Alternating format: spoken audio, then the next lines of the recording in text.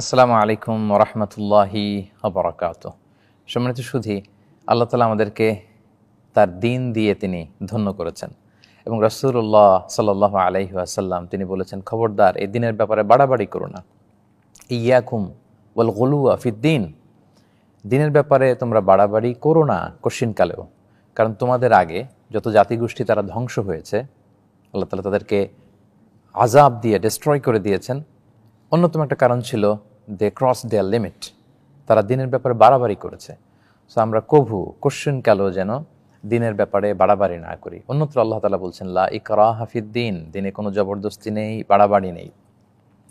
এবং আমাদেরকে মধ্যম পন্থা অবলম্বনের জন্য আল্লাহ তাআলা উৎসাহিত করেছেন। তিনি বলেছেন, ওয়াকাযালিকা জাআলনাকুম উম্মাতান ওয়াসাতা লিতাকুনু শুহাদা আলান নাস ওয়া ইয়াকুনা আর-রাসূলু আলাইকুম শাহিদা।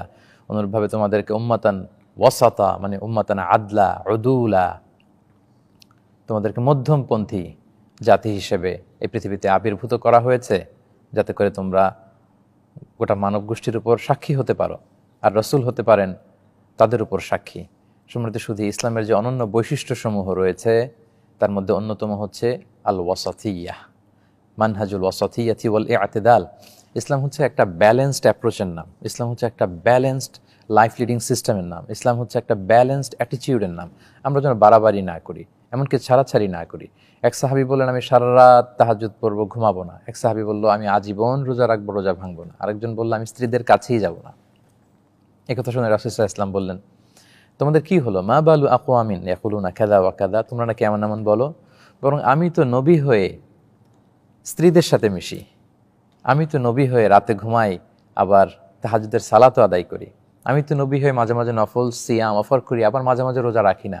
কই, এতে তো আমার তাকওয়ায় কোনো বাধা সৃষ্টি হয়নি, আল্লাহ ভীতিতে কোনো বাধা সৃষ্টি হয়নি। সম্মানিত সুধী, আমরা যেন এই মধ্যম পন্থাকে অবলম্বন করতে পারি। আমরা যদি দেখি ঈসা আলাইহিস সালামের ব্যাপারে খ্রিস্টানরা তার সম্মান বাড়াতে বাড়াতে আল্লাহর ছেলে বলে ঘোষণা দেয়, ইহুদিরা তাকে ওয়ালাদুজ জিনা, জিনার সন্তান বলে অপবাদ দেয়। কিন্তু আমরা কি বলি? আমরা বলি ঈসা আলাইহিস সালাম হচ্ছেন আব্দুল্লাহ ওয়া রাসূলুহু, তিনি আল্লাহর প্রিয় বান্দা এবং তিনি আল্লাহর প্রিয় রাসূল। সো ঈসা আলাইহিস সালামের ব্যাপারে যেমনি আমরা ব্যালেন্সড অ্যাপ্রোচে বিশ্বাস করি, মধ্যম পন্থা অবলম্বন করি, আমাদের জীবনের সার্বিকভাবে প্রতিটি অঙ্গনে, পারিবারিকভাবে, সামাজিকভাবে, রাষ্ট্রীয়ভাবে আমরা যেন মধ্যম পন্থাকে অবলম্বন করি, দিনের ব্যাপারে যেন কভু বাড়াবাড়ি না করি। আল্লাহ তাআলা আমাদের সবাইকে কথাগুলো বোঝার ও আমল করার তৌফিক দান করুক। হাযা মা ইনদি ওয়াল ইলমু ইনদাল্লাহি আলাইহি তাওয়াক্কালতু ওয়া ইলাইহি উনীব। ওয়াসসালামু আলাইকুম ওয়া রাহমাতুল্লাহি ওয়া বারাকাতুহু।